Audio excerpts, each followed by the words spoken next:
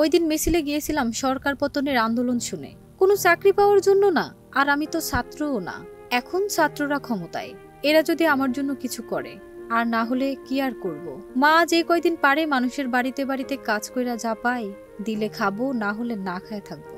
এভাবেই বলছিলেন আন্দোলনে চোখে ছড়রাগুলিতে আহত রিকশাচালক বাপ্পি।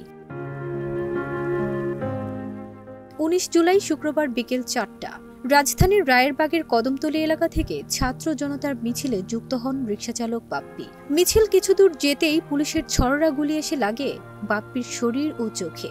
কোনো কিছু বুঝে ওঠার আগেই পড়ে যান রাস্তায়। আহত অবস্থায় তাকে প্রথমে নিয়ে যাওয়া হয় মাতোয়াইলের এক হাসপাতালে।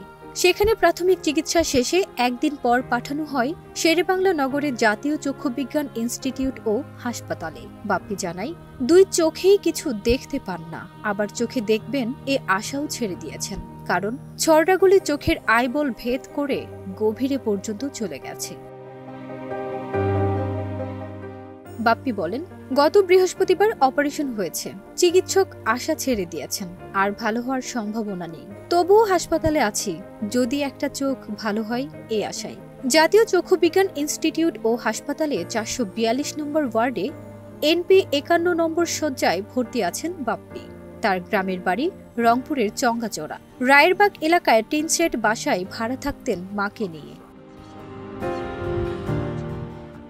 বর্তমানে পরিচালকের দায়িত্ব পালন করছেন অধ্যাপক ডাক্তার খায়ের আহমেদ চৌধুরী।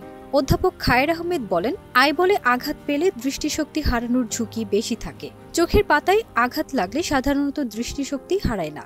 গুলি আইবলে বা অল্প গভীরে আটকে গেলে অস্ত্রোপচার করে বের করে অনেক ক্ষেত্রে রোগীকে শঙ্কামুক্ত করা যায়। তবে বেশি ঢুকে গিয়ে মস্তিষ্কে আঘাত লাগলে বাঁচানো কঠিন, এসব গুলি বের করা যায় না। তিনি বলেন, আমাদের এখানে বর্তমানে ভর্তি আছেন 76 জন, এর মধ্যে অস্ত্রোপচারে অপেক্ষমান আছেন 60 জন। আমাদের সক্ষমতা মাত্র 10 জনের। এমন পরিস্থিতিতে অনেকের দ্রুত অস্ত্রোপচার না করা গেলে দৃষ্টি হারানোর শঙ্কা রয়েছে। তাই বিএসএমএমইউ ও ইসলামিয়া চক্ষু হাসপাতালে পাঠানো হচ্ছে। সেখানে বিনামূল্যে তাদের চোখে অস্ত্রোপচার হবে।